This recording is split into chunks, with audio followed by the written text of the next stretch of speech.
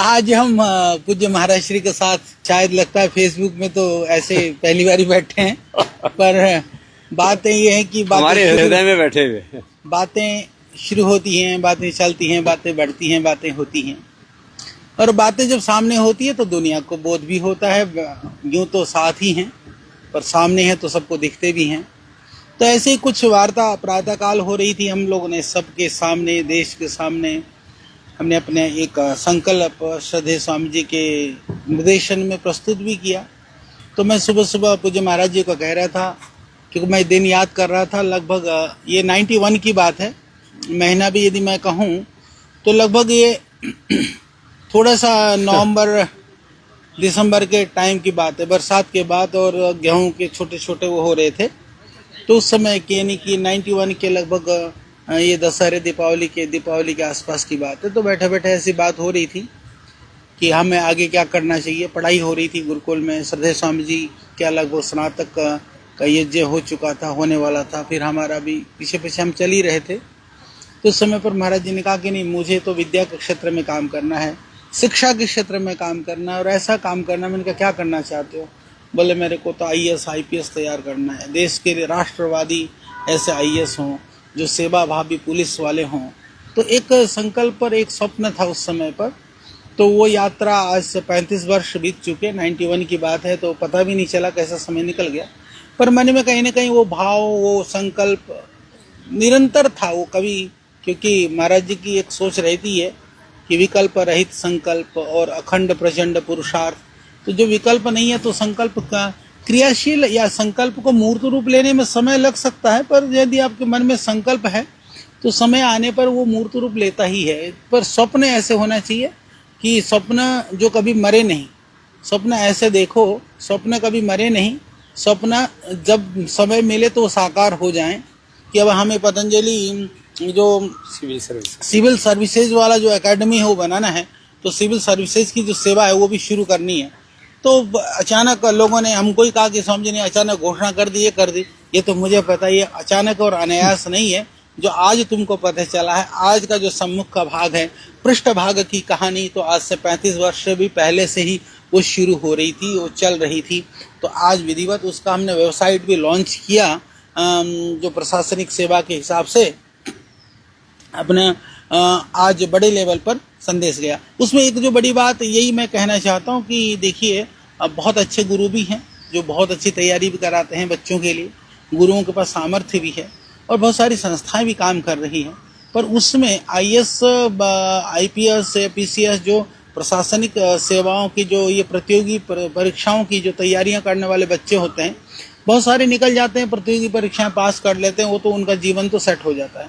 पर हमने देखा कि जो पास नहीं करते हैं उनका जीवन डिस्टर्ब हो जाता है, यानी वो अवसाद में, टेंशन में, डिप्रेशन में, कुंठा में आ जाते हैं। ऐसे बच्चों की संख्या, हजारों बच्चे तो हमारे पास ही आ जाते हैं वर्ष भर में, चिकित्सा के लिए, दिखाने के लिए। बहुत सारी समय निकल गया प्रतियोगी परीक्षाओं में तैयारी करते करते। तो हमारा लक्ष्य ये है कि उनके सामर्थ्य से तो वो निकलेंगे ही, यदि किन्हीं कारणों से नहीं निकल पाए तो कुंठाओं में, अवसाद में और हीनता की जिंदगी को न जिए करके वहां भी, भाई तुमने IAS की तैयारी करी है, IPS की तैयारी करी, तो तुम्हारे पास अतिरिक्त क्षमता है, तुम बहुत कुछ कर सकते हो, तुम्हारे पास नॉलेज का भंडार इकट्ठा हो चुका है।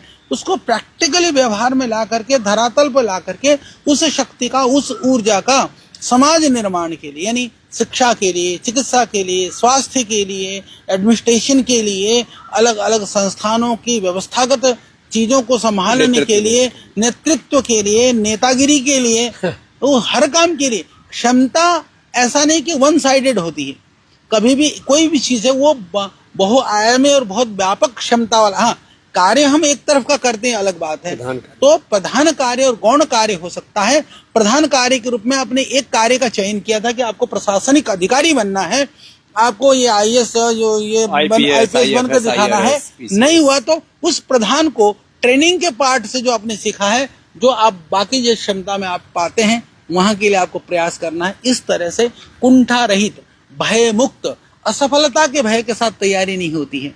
विजय की सफलता और विजेता यदि एक चीज के लिए नहीं हुए तो सोच लो भगवान ने आपको और किसी चीज के लिए तैयार करना चाहता है, उस भाव से। उसके लिए क्या चाहिए? उसके लिए चाहिए, मैंने कहा, योग्य गुरु। श्रद्धेय स्वामी जी ने उसके लिए पूरी व्यवस्था। और मुझे तो प्रसन्नता है, मेरे पास ही, मैं भी पूज्य स्वामी जी से कह रहा था, कितने सारे आईएएस अधिकारियों के, सेक्रेटरियों के, जो बड़े बड़े प्रशासनिक सेवा में रहे लोगों के, जुडिशरी में रहे लोगों के फोन आ गए कि एक ने तो कहा जुडिशरी की तैयारी क्यों नहीं कराते आप? बोले हम आएंगे, सेवा देंगे, फ्री सर्विस। क्योंकि लोगों को पता है कि यहाँ से बहुत जो भी होगा वो अच्छा होगा और देश हित के लिए होगा, स्वार्थ रहित होगा। ये जो आपकी भावनाएं है ना, वो हमारी शक्ति भी है, हमारी ताकत भी है और हमारे ऊर्जा का स्रोत भी है। क्योंकि कुछ लोग तो कहना चाहिए, कहते हैं ना, वो भी तो गति देते हैं हमको। क्योंकि लोग यदि नकारात्मक को कहते हैं तो उससे हम कमजोर नहीं पड़ते हैं, वो हमें मजबूत करने में ही वो सहभागिता देते हैं। बाकी सकारात्मक ढंग से देते हैं, उनके पास जो सोच है उस सोच के हिसाब से देते हैं तो कोई फर्क नहीं पड़ता। पर बात यह थी कि बहुत सारे लोग, बहुत सारे गुरुजन जो योग्य हैं, सक्षम है, वो सेवा देने के लिए तैयार है। यूपीएससी के तीन चेयरमैन तो यहाँ आ चुके हैं आचार्य जी। तो इसमें जो सबसे पहली चीज क्या होती है कि हमें सेवा के लिए जो इस तरह की तैयारी करवाने के लिए योग्य गुरुजनों की आवश्यकता। तो यहाँ गुरुजन भी आने को तैयार हैं। बहुत सारे गुरु लोगों से संपर्क भी किया गया और उन पूज्य गुरुजनों से भी मेरा निवेदन है, यदि आज हमारी चर्चा को, वार्ता को सुन रहे हैं तो आप भी जरूर संपर्क कर लीजिएगा। फेसबुक में कमेंट्स भी डाल देंगे ना, तो हम वहां से भी सारा आज वाला मैं जरूर देखूंगा।